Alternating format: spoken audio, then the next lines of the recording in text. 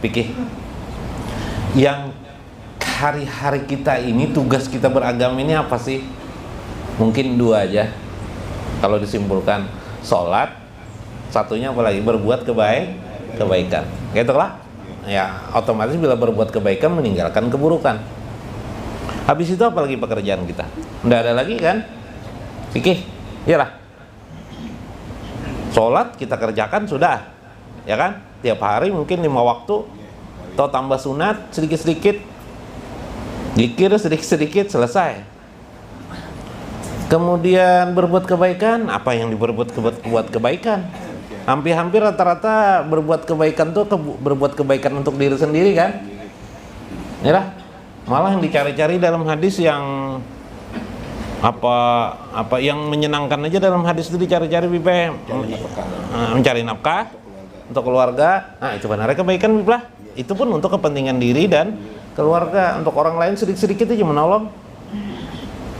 Lalu apa sebenarnya yang perlu diperbuat? Alhamdulillah Habib, alhamdulillah Habib, perindo Allah dan Rasulnya. Nah, Ustadz, alhamdulillah, alhamdulillah. Taufik, nah ingat kena. Ini Pak siapa semalam? Mansur, fadallah alaikum kasiran hifdzan wa salaman. Alhamdulillah, fadallah alaikum kasiran hifdzan salam. Dudukan. Sini salaman kita. Fadallah alaikum. Fadallah. Sini nah kawan di sini nah. Mengumpul Tarselan ini, mengumpul di situ semuanya nih. Jaga kelotok tuh bisa mereng Bipai. Ada kisah ya lah. Ada. Pak saya berkisah lah. Kelotok, di kelotok tuh ada perempuan cantik. Palunya orang, kenapa jadi jar palui pas sempat juga ikut juga. Di kelotok tuh mereng ke kiri terus. Lihat di palui di tengah kelotok tuh, di tengah perahu itu ada perempuan cantik. Jadi laki yang nih ke kiri, umpetan ke kirinya. Jadi mereng kapal ini nah kayak ini nah. Wah, je palui ini. Ada apa ini? Didekati palui, kasak-kasak palui. Kalinya ada perempuan cantik di tengah, pantas ya palui. Ada perempuan cantik. Mereng kapalnya. Batu perempuannya ke kanan Bibai. Ke kanan juga kapalnya mereng pulang ke kanan Bibai. Iya sudah aja palui ini. Nah, itu perempuan cantik ada. Karena ada Habib di sini Bibai. Lalu ke kirinya sana kapal mereng nah ya sama aja lah. Nah cuma berbeda perempuan dan laki-laki. Lu terusakan itulah. Oke, sambil nginum. Duduk sini nah kawan nih Habib. Nah siapa? Muhammad. Oh Habib Muhammad kah, alhamdulillah. Lu terusakan lah. Pahina izin. Nah guru anu nah. Guru Mas Kurnia ada. Maka ketika itu, Allah. Agak duduk sini pian. Maka ketika itu, luntursakanlah. Maka ketika itu, ya Jul, sudah jatuh. Jatuh itu artinya kebutaan kamu hilang. Sudah hilang kebutaan mata hati. Pada saat apa? Pada saat kita sudah mulai dibukakan pintu oleh Allah Subhanahu wa Ta'ala, ya kan? Masuk ke dalam itu kan dibukakan oleh Allah, kata saya. Ketika itu engkau mulai mengenal. Nah, Guru Johan, yuk masuk Guru Johan. Waalaikumsalam warahmatullahi wabarakatuh. Padahal sini Guru Johan, dudukan. Oh sudah itu bersalaman nak ada yang lagi pian. Silakan duduk, silakan. Min ainika, daripada mata engkau. Udahlah. Zillillahi azza wa jalla wa anjala hawaizaka bihi wala ta'uddu li nafsika amalan alqahu ala qidamil iblas.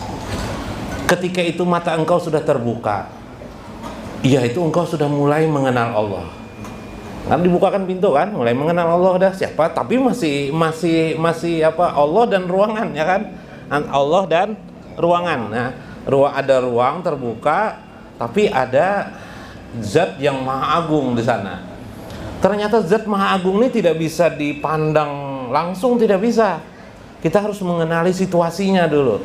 Itulah yang kita kenal adanya sifat, adanya asma, adanya af'al Allah Subhanahu wa ta'ala. Jadi mengenal Allah itu kemarin kata Syekh Abdul Qadir Jalani ada 4 dalam Sirrul Asrar. Yang pertama adalah asar Allah, akibat dari perbuatan Allah, bahasa Banjarnya bekas perbuatan Allah. Maka kita mengenal sejarah tentang kehidupan. Yang kedua af'al Allah, di situ kita kenal dengan takdir. Pelajaran di sekolah kita biasanya takdir itu percaya. Pelajaran tasawuf takdir itu bukan sekedar percaya, tapi bagaimana menerima takdir. Ketika kita bisa menerima takdir, berarti kita sudah mengenal af'al Allah Subhanahu wa ta'ala. Naik lagi kita asma Allah, bagaimana menumbuhkan zikir kita, ingatan kita, kemampuan tafakur wa nazarah, kata saya Ajibah kemarin, untuk melakukan mengulang-ulang asma-asma Allah dalam nazar kita, dalam pandangan, cara pandang, berpikir kita dan tafakur kita. Yang keempat, sifat-sifat Allah Subhanahu wa ta'ala.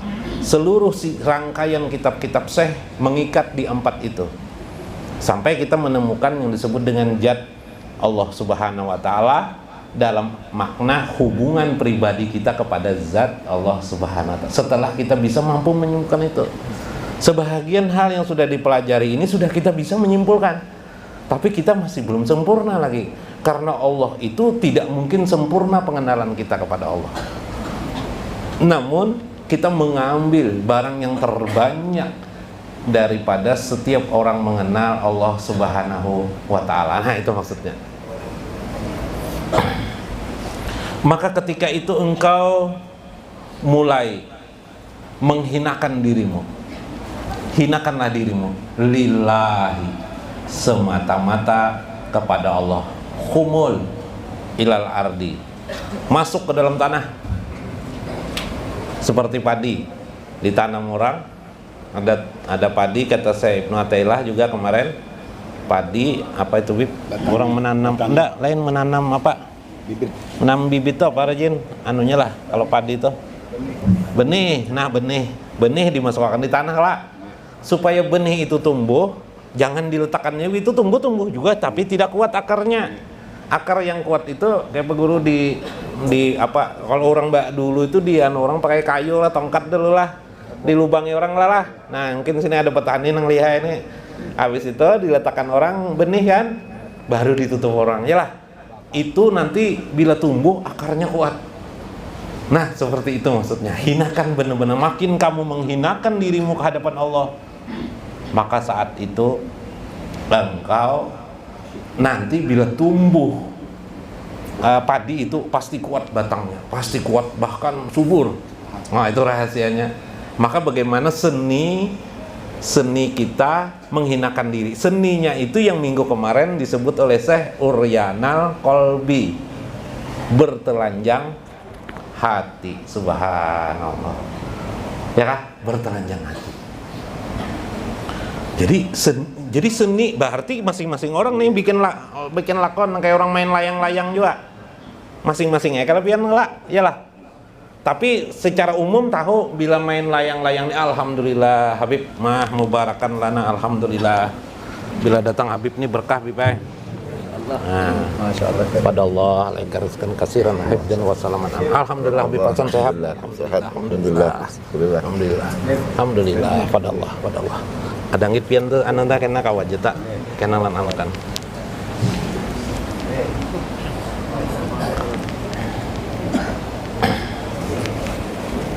Cukuplah duduknya sini nah, mengkata cukup nah. Sebelah kanan. Nah, rami kelak. Bila bagian habaib datangannya. Nah, ini mereng sebelah kiri Bib, anu guru enak. Mau anu kapal Bib, mereng sebelah sini nah. Ayo Bib. Aku mau kasak bagian ini nah.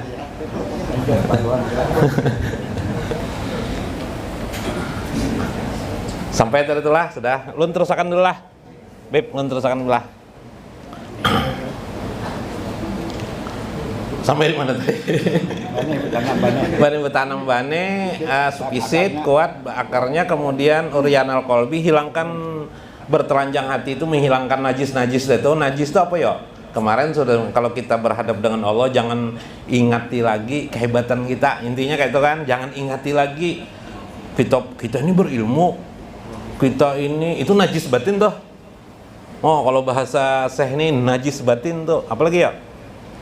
Merasa keturunan orang kaya atau merasa baharinya pakaian sugi banar, kaya banar, sekampungannya ampun sidin aja, tanah lon pumane dahulu lah.